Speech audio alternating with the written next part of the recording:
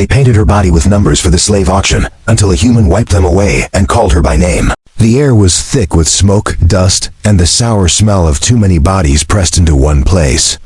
The marketplace was alive with noise shouts of sellers, laughter of drunk traders, the sharp crack of a whip from somewhere far inside the slave pens. But when the heavy iron gates creaked open, the noise changed. It turned into hungry silence. All eyes moved to the stage. A young woman was dragged forward, her feet stumbling on the rough stone floor. She was thin, weak, and bruised, but her face still carried a strange glow, the kind of glow that even chains could not break. The guards shoved her harshly, ripping away the last cloth that covered her. The crowd roared with cruel laughter. She tried to cover herself with her hands, shaking from shame and fear, but the aliens in the crowd only shouted louder. Some mocked her, some called out prices before the auctioneer even began. Their eyes glowed with greed, treating her not as a person, but as an object. The auctioneer, a tall alien with scales running down his face, raised his hands for silence. His voice was sharp and cold. Here she is, human female. Strong heart, young body. Rare and untouched. Who will start the bidding? Numbers flew into the air. Credits shouted out by voices that did not see her as human at all. She stood there, shaking, her eyes staring at the ground. Her ears caught every number, every laugh, every insult. Her heart pounded so loudly she thought it would break her chest. For a moment, she thought of running. But the chains around her ankles reminded her she had no chance. The iron collar pressed against her neck whenever she tried to move. She was trapped, displayed like a broken doll before strangers who wished to own her. The crowd grew wilder.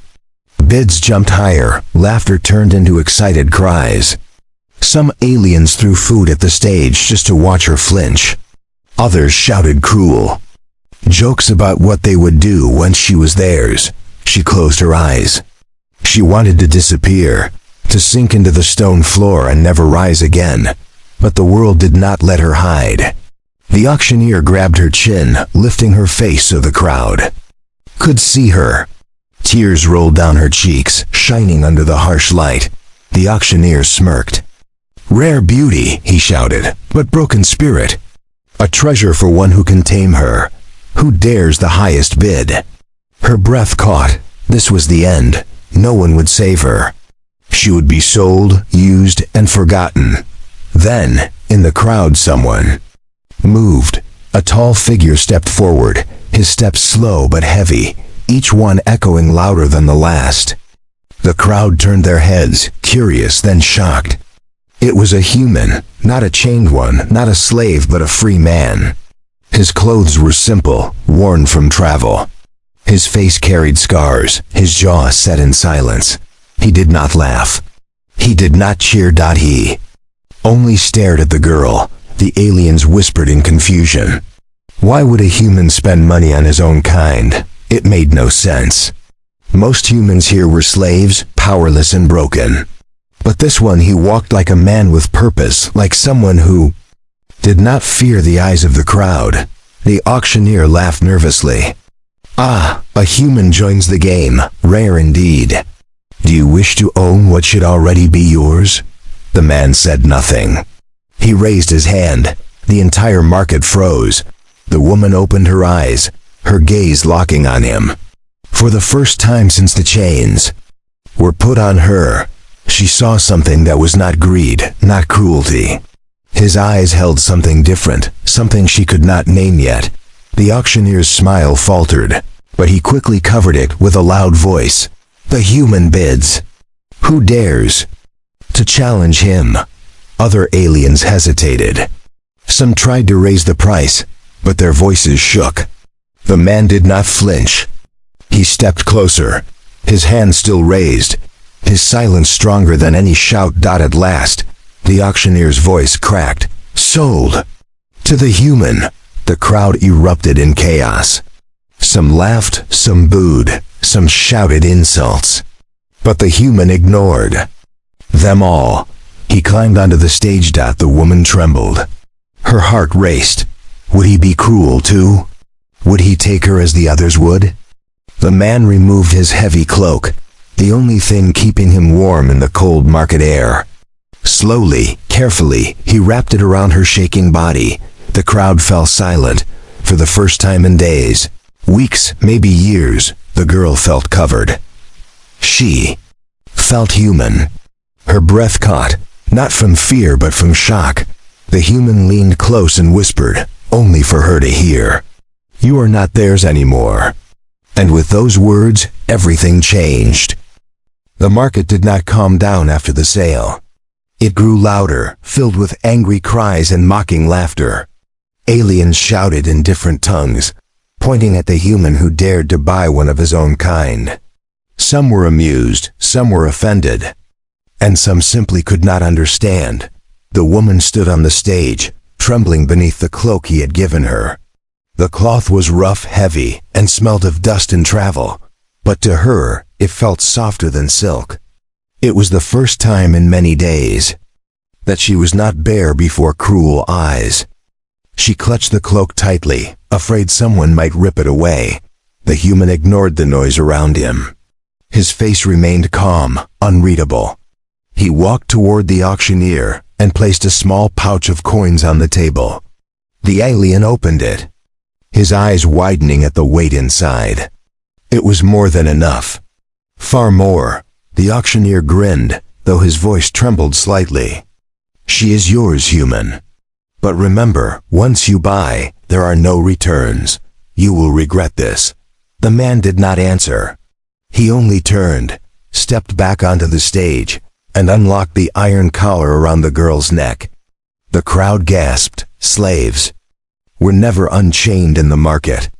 Even after purchase, their collars usually stayed on until their new owner dragged them away. But this man's hands worked with quiet care, and with a click, the collar fell to the ground. The sound of metal hitting stone echoed louder than all the shouts around them. The woman's knees weakened. For a moment, she thought she would collapse. Her neck felt strange without the iron's weight. Her skin burned with freedom, though she did not yet believe it was real. The human bent down, picking up the broken collar. He stared at it then tossed it into the dirt. The crowd hissed in protest, some spitting at his feet. Still, he said nothing. He held out his hand to her, his eyes dark and steady, fixed on hers. She hesitated. All her life, hands offered to her meant chains, pain, and control. But his hand was different, open, not forcing, not pulling. Slowly, with trembling fingers, she placed her hand in his. He pulled her gently to her feet. "You walk beside me," he said softly. His voice was deep, calm, like a stone in a river, steady while the world rushed around it. "Not behind me." The words cut into her heart like sunlight breaking through a storm. She had never been told such a thing. Slaves always walked behind, never beside. But here he was, saying it as if it was the most natural truth. They stepped down from the stage. Together, the cloak dragged along the ground, and her bare feet felt every sharp stone. But she did not stumble. Something in his presence held her upright. The crowd followed, muttering curses and throwing bits of food and dirt. One alien spat, "Humans are weak. You cannot change that." Another shouted, "You bought shame. You paid for nothing but trouble." The human ignored them. He walked as if the road belonged to him. The woman, still clutching the cloak, whispered, Why did you do this?" For the first time, he looked at her directly. His scarred face was hard, but his eyes held a strange warmth. "Because no one else would." Her breath caught. She wanted to ask more, but words failed. As they passed through the marketplace, the other slaves in cages and chains stared. Their eyes widened at the sight of her covered, walking beside a human, free of her collar. Some pressed their hands against the bars, whispering prayers, or maybe curses. To them, she was proof that something impossible could happen. The human stopped at a small stall near the edge of the market. The stall owner, an alien with wrinkled skin, glared but said nothing when the man tossed him another coin. He picked up a flask of water and held it out to the girl. She hesitated again. Nothing in her life was ever given freely. She feared it was poisoned or a trick. But the dryness in her throat was too strong. She drank, water spilling down her chin, and for the first time in weeks her body felt alive again. He nodded once, as if satisfied, then guided her forward. The woman walked beside him in silence. The cloak warmed her, the water filled her, but still questions burned in her chest. Who was this man? Why did he risk his life, his money, and his peace for her? Behind them, the auctioneer's voice echoed through the market, selling the next slave as if nothing had changed. But in her heart, everything had changed. She was no longer on the block. She was no longer only a number or a price. She was walking away, free of chains, covered by a stranger's cloak dot, and for the first time in her life, hope, small, fragile, but real, took root inside her. The market was far behind them now, but the woman still felt the sound of laughter echoing in her ears. Every step reminded her of the years of chains, the collars, the eyes that saw her as nothing more than property. Even though the iron around her neck was gone, she still felt its weight pressing on her skin. The human walked beside her, silent and steady. His cloak wrapped around her body, shielding her from the cold air. His hand was no longer holding hers, but she could still feel the warmth of his grip. She looked at him from the corner of her eyes, studying the hard lines of his face, the scars that marked his skin, the way he walked like no chain had ever been able to hold him, but she did not trust him. Not yet. She knew too well that kindness often hid cruelty. Many masters smiled before they struck. Many voices softened before they commanded. He must want something, she thought. They all want something. Her body trembled as memories rushed through. Her mind memories of chains cutting her wrists, of being dragged through mud, of voices laughing when she cried. She gripped the cloak tighter, afraid of when this human would finally reveal his true demand. The human stopped suddenly. She froze, her heart leaping in fear, expecting a blow or an order, but he only crouched down in front of her. "Your ankles," he said simply. She blinked, confused. He pointed. For the first time, she looked down and truly saw the iron cuffs around her ankles. They were tight, digging into her skin, leaving deep marks that had long turned into scars. She had worn them for so long that she no longer noticed the pain. Pulled a small tool from his belt. A thin piece of metal, sharpened, but not a weapon. He pressed it into the lock. The woman staggered back. "No, don't." The human raised his eyes to hers, calm and steady. "Do you want to walk free? Or do you want to keep dragging chains?" Her lips parted, but no words came. He turned back to the cuffs. The tool twisted. The lock clicked. The cuff fell away, hitting the ground with a dull thud. The sound echoed in her chest. He moved to the other ankle. She stood frozen, barely breathing. Another twist, another click, and the second cuff dropped into the dust. She stared at her bare ankles in disbelief. She rubbed her skin where the iron once sat. The weight was gone. The chains that had defined her every step for so long were gone. Her legs trembled, weak without the familiar pull of metal. She almost fell, but he caught her arm, holding her steady. "You are free," he said. The words cut deeper than the sound of the cuffs hitting the ground. She shook her head. "No, I am not free. You bought me. I am still yours." He stood slowly, meeting her eyes. His voice was firm, but not unkind. "I did not buy you to own you. I bought you to end it." She frowned. His words made no sense. No master spoke like this. No one paid money for nothing. He pointed to the broken cuffs lying in the dirt. "Chains are meant to be broken. Remember that." Her throat tightened. She wanted to believe him, but belief was dangerous. Hope was dangerous. The wind blew dust across the road. In the silence, she heard the whispers of the market still chasing them, mocking voices, angry threats, promises that the auctioneers would not let her go so easily. She hugged the cloak closer. Her voice was small, trembling. "What happens?" Now, the human looked at the horizon, where the road disappeared into shadows. His jaw tightened. "Now we walk. And when they come for you, and they will come, you stand beside me, not behind." Her eyes widened. Fear rushed through her veins. The market would send hunters. They always did. No one escaped their chains. Without punishment, she stared at the broken cuffs again. For so long, she had dreamed of this moment. No iron, no locks, no collars. But now that it was real, she felt more afraid than ever. Her legs shook as she took a step forward. The ground felt strange beneath her feet, light without the drag of chains. She stumbled again, but the human did not let her fall. "You will learn," he said softly. She looked at him, her eyes searching his face. "Learn what?" His lips curved, not into a smile, but into something close, something human. "To walk free." The woman's heart pounded. She wanted to run, to scream, to weep, but her body did none of those things. She simply walked one step, then another, her bare ankles touching the earth like they had never done before. And with each step, she began to realize maybe freedom was not given. Maybe it was something you learned to carry. Behind them, the broken cuffs lay abandoned in dirt, rusting under the dying light. The chains were gone.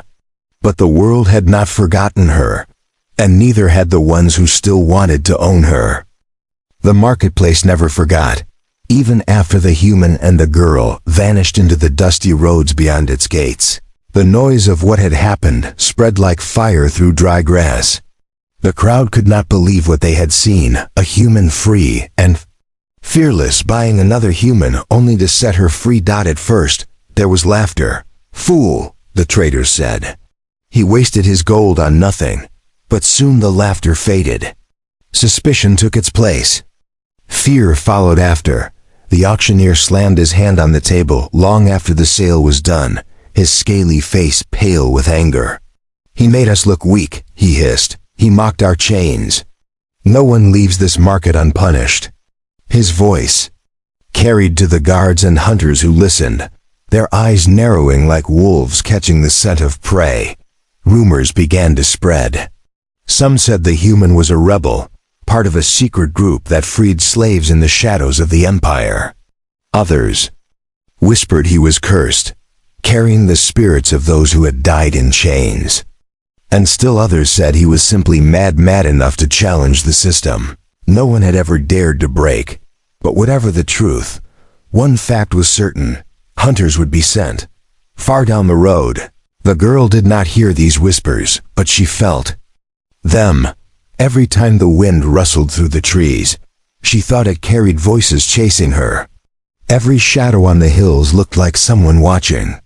She pulled the cloak tighter around her shoulders, walking close to the human, though she still did not know his name. She wanted to ask, but fear closed her throat. Names were dangerous. Knowing someone made them real, and real things could be taken away. He walked in silence, as he always did. His eyes scanned the horizon, sharp and calm, as if he expected danger at any moment. The scars on his arms caught the light, and she wondered again what kind of life had carved them into his skin. At last, she spoke, her voice barely above a whisper. "They will come for us." He did not turn his head. "Yes," her heart sank at his calm reply. Then, Why do you not hide? Why do you not run?" He stopped and looked at her. His eyes were dark but steady, his voice low and firm. "Because if you run from chains, they follow you forever. If you face them, they break." She swallowed hard. His words were simple, but they cut through her fear. Still, she shook her head. "You don't understand. They will hunt us. They will not stop." A shadow of something, anger, or perhaps pain, moved across his face. "I understand better than you think." Before she could ask more, voices echoed in the wind. Not close, but not far either. She froze, her breath caught in her throat. "Hunters," the human tilted his head, listening. Then he placed a steady hand on her shoulder. "We walk. Do not look back." She obeyed, though every part of her wanted to turn. The road stretched ahead, narrow and broken, the sky above burning. Red with sunset dot as they walked, she noticed the cages along the roadside, old, rusted, abandoned. Once they had held slaves waiting to be sold. Now they were empty, filled only with dust and silence. But inside, scratched into the wood and metal, were words. Not alien words, but human ones. "Help me. Free me. I will not break." Her steps slowed as she read them. Her chest ached. She touched the words with trembling fingers. "They were like me," she whispered. The human glanced at the cages, his jaw tightening. "They were us," he said, "and their whispers still live." The girl turned to him, fear mixing with something else, something sharp and new. "Then we carry them?" He nodded once. "Yes, and that is why they fear us." Behind them, the voices of hunters grew louder, closer. The sound of metal boots, the harsh cry of alien tongues. Her body shook. Her mind screamed to run. But then she looked again at the empty cages, at the words carved by broken hands that refused to give. Up. She pulled the cloak tighter, not just against the cold, but against the fear that had lived inside her for too long. For the first time, she felt it. The chains were gone, but the fight was not. And in that moment, as the hunters closed in, she realized something terrifying and true. The market's whispers were not about her shame. They were about his defiance. And now, by walking beside him, those whispers belonged to her too. The night fell heavy and cold. The road was empty now, but the echoes of the hunters' voices still haunted the girl's mind. She pulled the cloak tighter and walked close to the man, her bare feet aching from the stones. They stopped near the ruins of an old outpost, its walls half broken, its roof gone. The man built a small fire with dry wood, his hands moving with quiet skill. Sparks rose into the dark sky, carrying warmth into the night. The girl sat near the flames, her eyes on him. He was always silent, always calm, as if nothing could shake him. But the firelight revealed more than shadows. His arms were covered with scars, some long and deep, others small like burns. His back, when the cloak slipped, bore marks that no blade alone could have made. She gasped softly. "What happened to you?" He did not answer at once. He fed another branch into the fire, watching the flames dance. Finally, he spoke. His voice was low, steady, but heavy like stone. "They put me in chains too." The girl froze. He looked at her, his eyes reflecting the firelight. "I was like you. Dragged, beaten, sold. They called me weak. They said humans were born to kneel." Her throat tightened. She stared at him with wide eyes, hardly breathing. "But how did you?" He raised his hand, cutting her words. He turned his arm so she could see one scar more clearly. A wide, twisted mark ran from wrist to elbow, as if fire itself had bitten him. "They tried to break me, every day, with pain, with hunger, with shame." He lowered his hand, his jaw tightening. "But some things do not break. Not if you choose to." "Hold them," the girl whispered. "What did you hold?" His gaze did not waver. "Hope."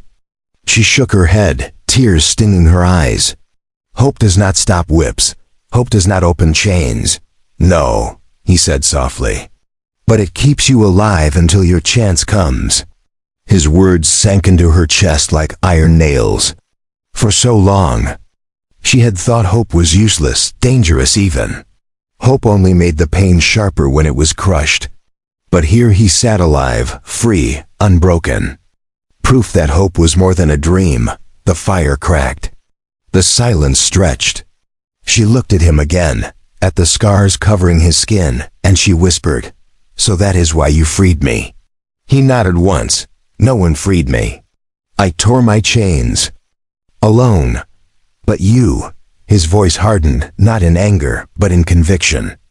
"No one should have to do it alone." The girl's chest ached. Her hands trembled as she held the cloak tighter. For the first time, she felt more than gratitude. She felt connection. His pain was hers. His scars told her story too, she asked. Carefully, do others know? Do they know you were once a slave? His eyes darkened. Some know, but they do not speak. They fear what it means, she frowned. What does it mean?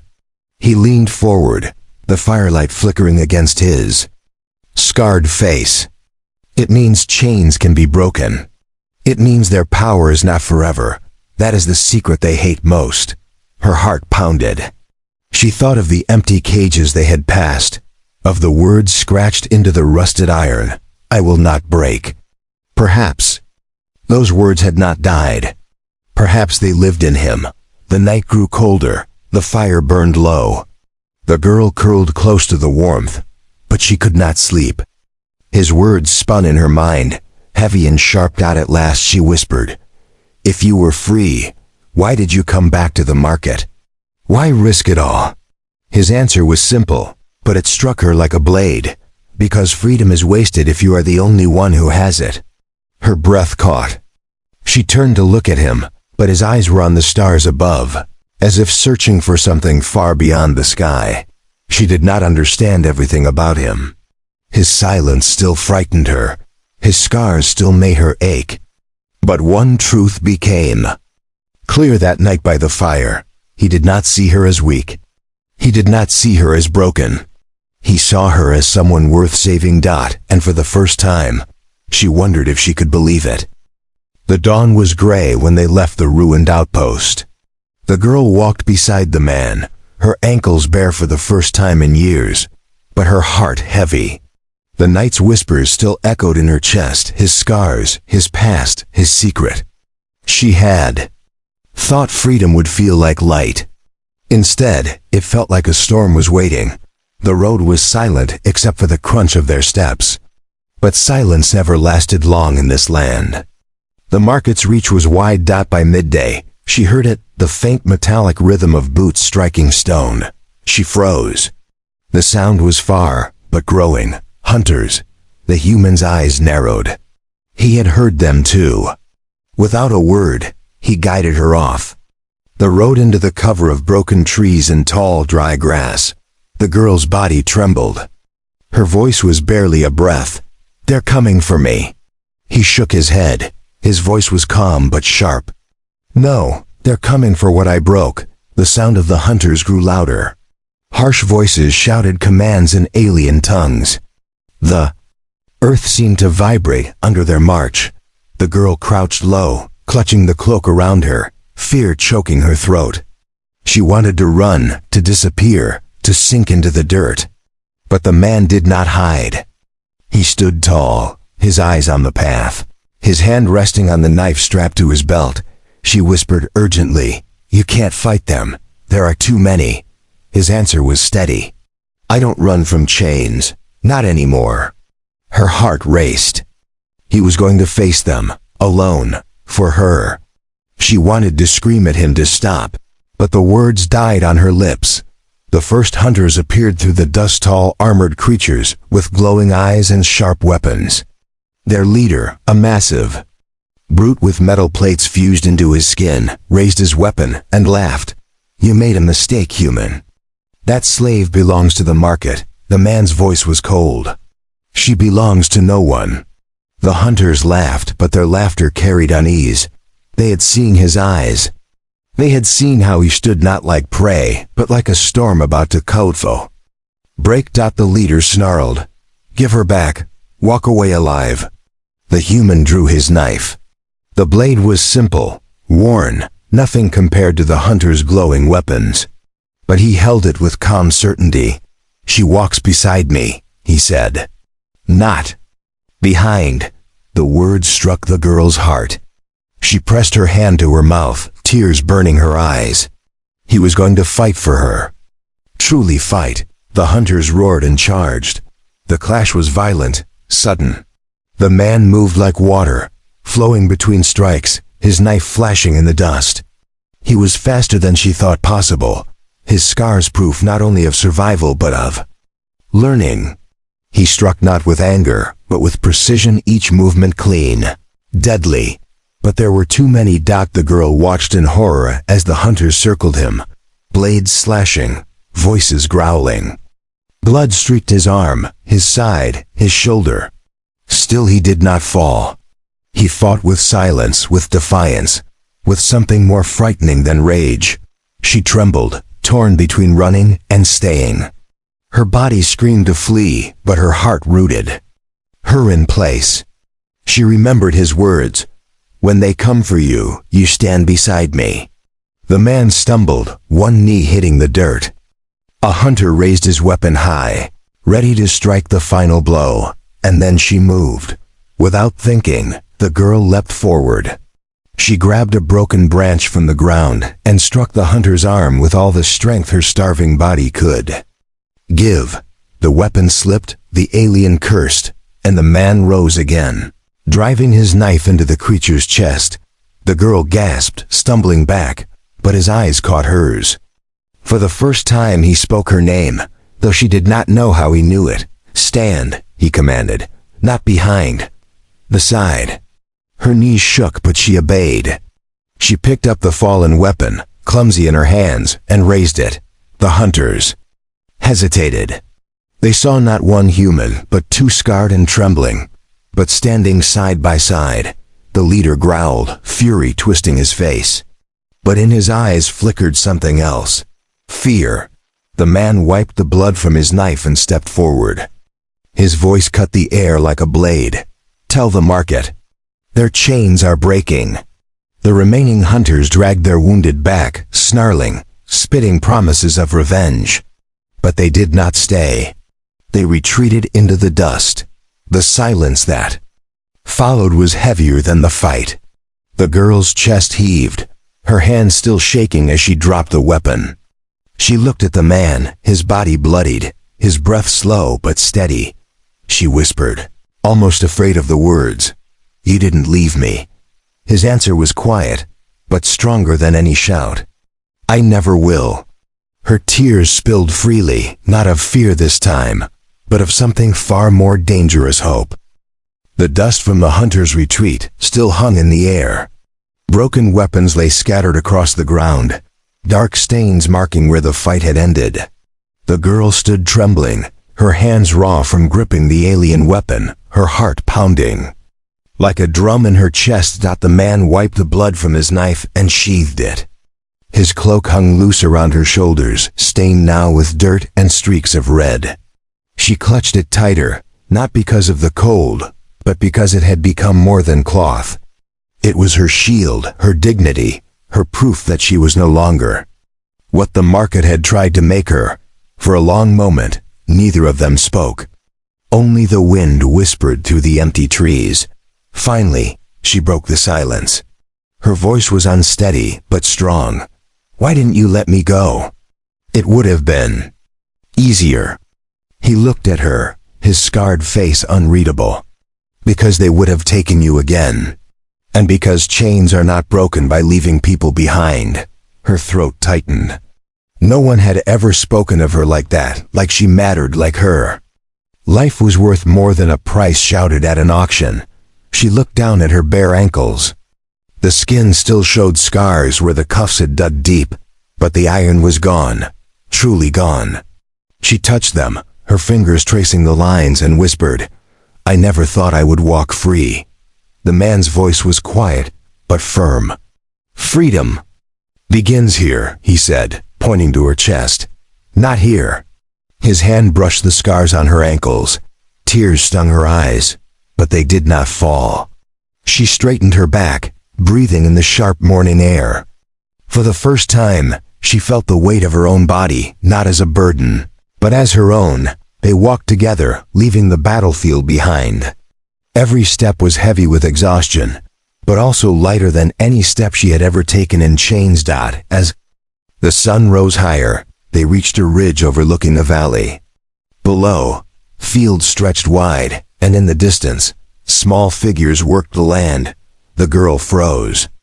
At first she thought they were more slaves, but then she noticed no collars, no whips, no chains. Humans, free humans. They exist, The man nodded. Yes, not many, not safe. But alive, we find them. You will not be alone. Her chest ached with a strange mixture of relief and fear. She whispered, will they accept me? His eyes softened. You are one of them. They will see it. For a moment, she stood silent, staring at the valley. She thought of the auction block, of the laughter, of the shame that had burned her soul. She thought of the hunters, their weapons raised, their eyes greedy for chains. And then she thought of this man, his scars, his silence, his cloak around her shoulders. She turned to him. Her voice was steady now. You saved me, but I stood beside you. I fought, even if only. For a moment, he gave a slow nod. Yes, that is how chains truly break. Not when someone frees you, but when you choose to stand. Her heart beat fast. The words struck deep, carving away the last shadows of her doubt. She realized she was no longer only a victim. She was something more, something the market would never understand.